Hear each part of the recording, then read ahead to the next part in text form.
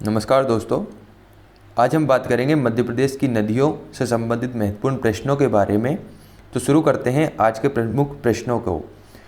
पहला प्रश्न है, तवा किस नदी की सहायक नदी है? तो तवा नदी किस नदी की सहायक नदी है उसे बतलाना है। Option A Mahanadi, B Parvati, C Narmada या डी ताप्ती। तो तवा की अगर हम बात करें तो तवा नदी नर्मदा नदी की सहायक नदी है। इस प्रकार से ऑप्शन सी सही आंसर होगा।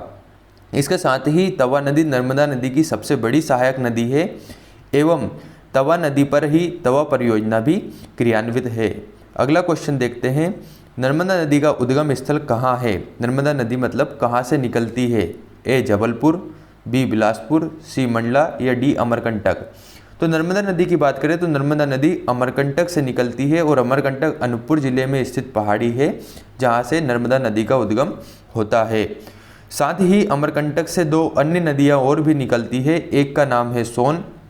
सोन के साथ ही जोहिला नदी भी अमरकंटक से ही निकलती है। इस प्रकार से नर्मदा नदी का उद्गम अमरकंटक से होता है और अमरकंटक अनूपपुर जिले में है। नेक्स्ट क्वेश्चन देखते हैं। अगला क्वेश्चन है, मध्य प्रदेश के किस जिले में चित्रकूट जलप्रपात है?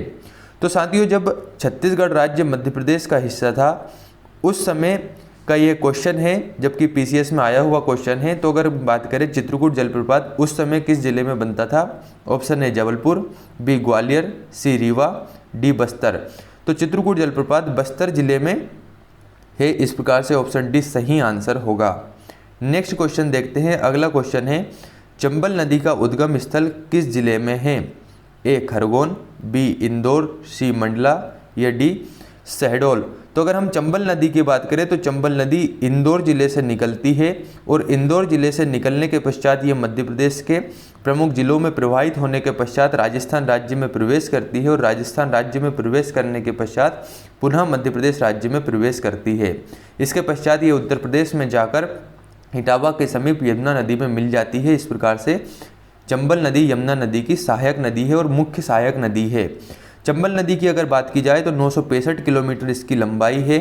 इसके साथ ही इस पर 3 प्रमुख बांध क्रियान्वित है या बने हुए हैं। चंबल नदी पर कोटा बैराज, जिसे हम जवाहर सागर बांध के नाम से जानते हैं, इसके साथ ही राणा प्रताप सागर बांध व गांधी सागर बांध निर्मित है। तो यह वही चंबल नदी जो कि जिसका उद्गम स्थल है इंदौर से। अगला क्वेश्चन देखते हैं। नेक्स्ट क्वेश्चन है, निम्नलिखित में से कौन सा बांध नर्मदा नदी से संबंधित नहीं है? ए गांधी सागर, बी बरगी, सी इंदिरा सागर और डी महेश्वर। तो नर्मदा नदी से जो बांध संबंधित नहीं है वह है गांधी सागर बांध। चूँकि गांधी सागर बांध की अभी हमने बात की, ये चंबल नदी पर बना हुआ है। इस प्रकार से गांधी सागर बांध नर्मदा नदी से संबंधित नहीं है, जबकि बरगी, इंदिरा सागर व महेश्वर नर्मदा नदी से संबंधित है। नेक्स्ट क्वेश्चन देखते हैं।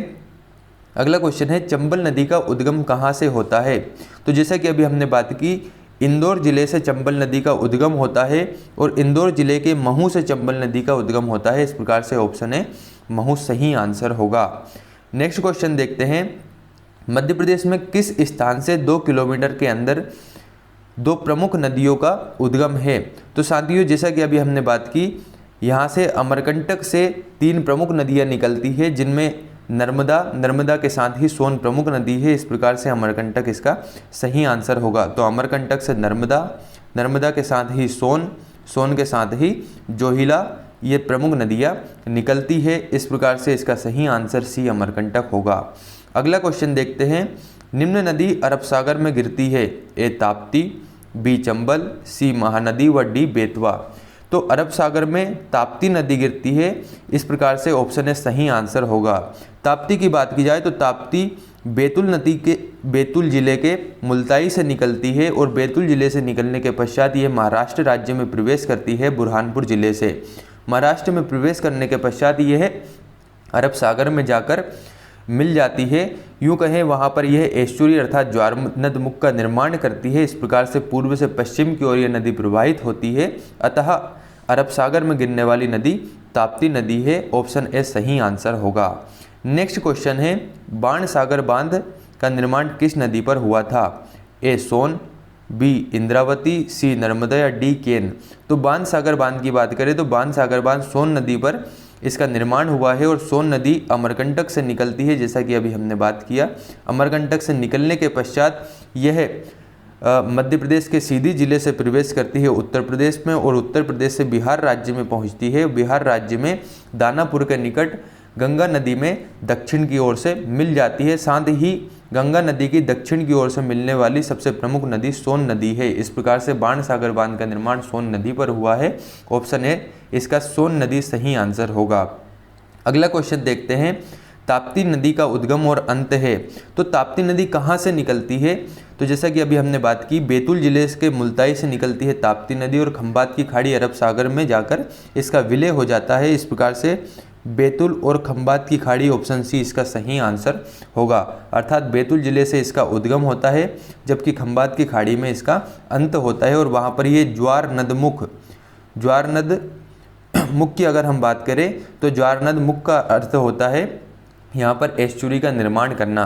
साथियों नेक्स्ट क्वेश्चन देखते हैं। अगला क्वेश्चन है, किस नदी का उद्गम बैतूल से है? तो जैसा कि अभी हमने बात की, ताप्ती नदी का उद्गम बैतूल जिले से है। इस प्रकार से ऑप्शन डी इसका सही आंसर होगा और बैतूल के मुल्ताई से निकलती है ताप्ती नदी। नेक्स्ट क्वेश्चन है, निम्न में से कौन सी नदी मध्य प्रदेश में नहीं बहती है? मध्य प्रदेश में कौन सी नदी नहीं बहती है, इसे बतलाना है। Option A Krishna, B Tapti, C Narmada, D Mahanadi. तो ताप्ती नदी की बात करें तो ताप्ती नदी भी मध्य प्रदेश से निकलती है, अर्थात मध्य प्रदेश में प्रवाहित होती है। नर्मदा नदी भी अमरकंटक अनूपपुर से निकलती है, इस प्रकार से मध्य प्रदेश में प्रवाहित होती है। महानदी अफवाह तंत्र का भी कुछ भाग मध्य प्रदेश में है, जबकि कृष्णा नदी का कुछ भी भाग मध्य प्रदेश में नहीं है। इस प्रकार से ऑप्शन ए कृष्णा इसका सही आंसर होगा, अर्थात कृष्णा नदी मध्य प्रदेश में नहीं बहती है। अगला क्वेश्चन देखते हैं, विदिशा किस नदी के तट पर स्थित है? ए चंबल, बी नर्मदा, सी छिप्रा और डी बेतवा।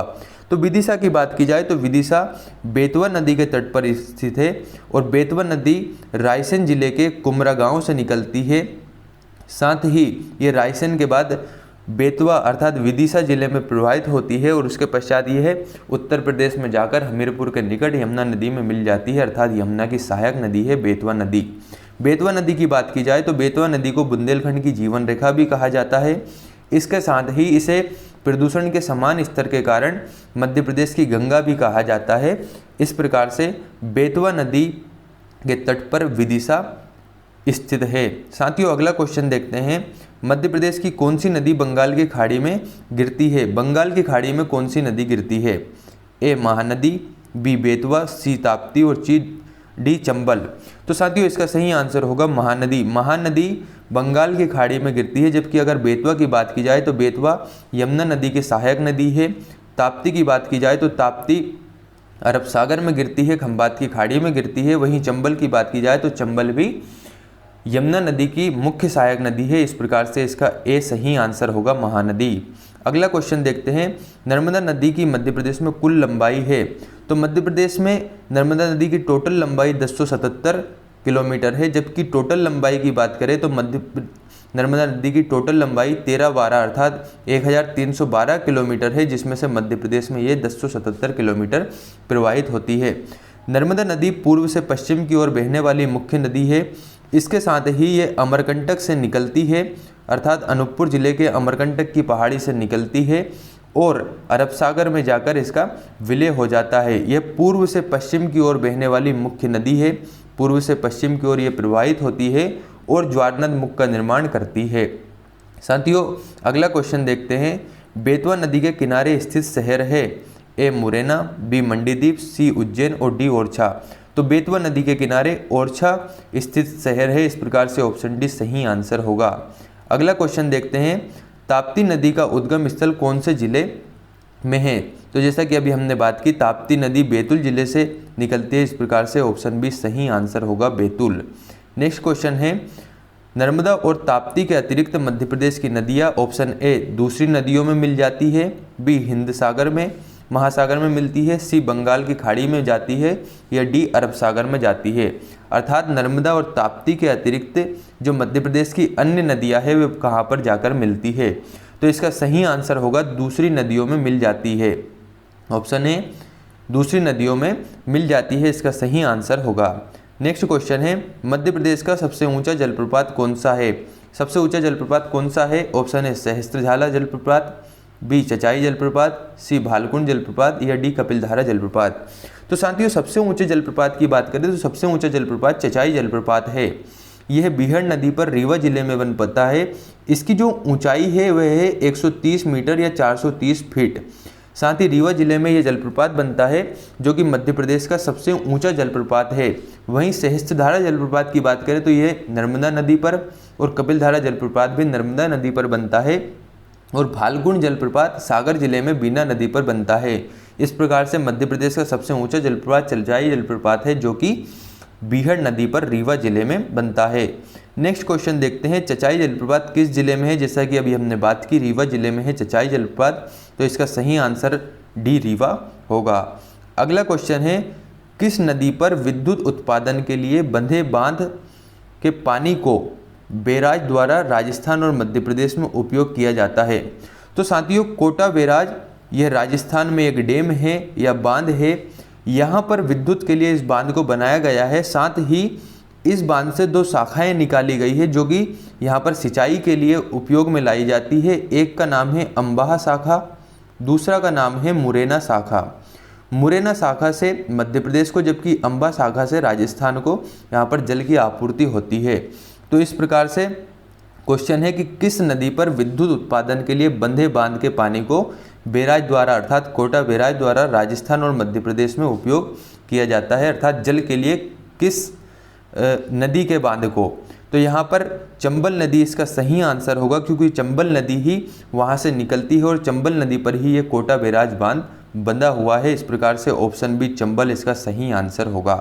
अगला क्वेश्चन देखते हैं, भेड़ाघाट पर कौन सा प्रपात या जलप्रपात स्थित है? ए चचाई, बी कपिलधारा, सी दुग्धधारा या डी धुआंधार। जैसा कि आप सभी जानते हैं धुआंधार जलप्रपात भेड़ाघाट पर है, इसका सही आंसर डी धुआंधार होगा।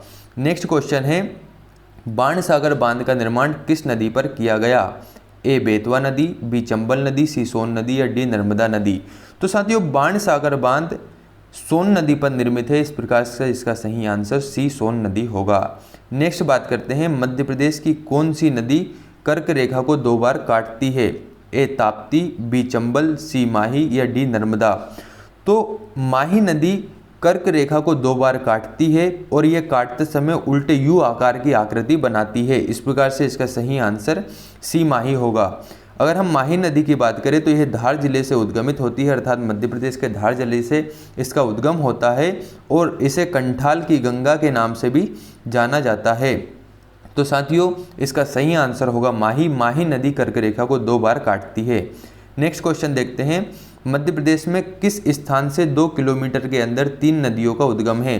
जैसा कि अभी हमने बात की थी, अमरकंटक जो कि अनूपपुर जिले की पहाड़ी है, यहाँ से 3 नदियाँ उद्गमित होती है। इस प्रकार से ऑप्शन सी अमरकंटक सही आंसर होगा। 3 नदियाँ कौन सी? नर्मदा, सोन के साथ ही जोहिला, ये 3 नदियाँ यहाँ से उद्गमित होती है। इसका सही आंसर अमरकंटक होगा जो कि ऑप्शन सी है। नेक्स्ट क्वेश्चन देखते हैं, जबलपुर के निकट भेड़ाघाट पर धुआंधार जलप्रपात किस नदी पर है? ए ताप्ती, बी नर्मदा, सी बेतवा या डी चंबल। तो भेड़ाघाट धुआंधार जलप्रपात जैसा कि अभी हमने बात की नर्मदा नदी पर है, तो इसका सही आंसर बी नर्मदा होगा। नेक्स्ट क्वेश्चन है, बेतवा नदी का उद्गम स्रोत है। तो साथियों बेतवा नदी कहाँ से निकलती है? जैसा कि अभी हमने बात की बेतवा नदी यहाँ पर रायसेन जिले के कुमरा गांव से निकलती है। इस प्रकार से इसका सही आंसर ऑप्शन सी रायसेन जिले का कुमरा गांव होगा। बेतवा नदी जिसे कि हमने कहा था, इसे मध्य प्रदेश में प्रदूषण के आधार पर या कहें मध्य प्रदेश की गंगा कहा जाता है, साथ ही बुंदेलखंड की जीवन रेखा भी कहा जाता है। इस प्रकार से बेतवा नदी का उद्गम स्रोत रायसेन जिले का कुमरा गांव है, जिसका आंसर ऑप्शन सी सही होगा। नेक्स्ट क्वेश्चन देखते हैं, कर्क रेखा के समांतर मध्य प्रदेश की कौन सी नदी बहती है? Option A Kali Sindh, B Chhipra, C Narmada और डी चंबल। तो कर्क रेखा के समानांतर नर्मदा नदी प्रवाहित होती है। इस प्रकार से ऑप्शन सी नर्मदा नदी सही आंसर होगा। साथियों ये होते हैं मध्य प्रदेश की नदियों से संबंधित महत्वपूर्ण प्रश्न। साथ ही इन क्वेश्चनों के साथ ही आपके जो संभावित प्रश्न हैं, चूँकि हमने इस पर डिस्कस कर लिया है, तो वे क्वेश्चन भी आपके सोल्व हो जाएंगे, कंप्लीट होते हैं यहाँ पर।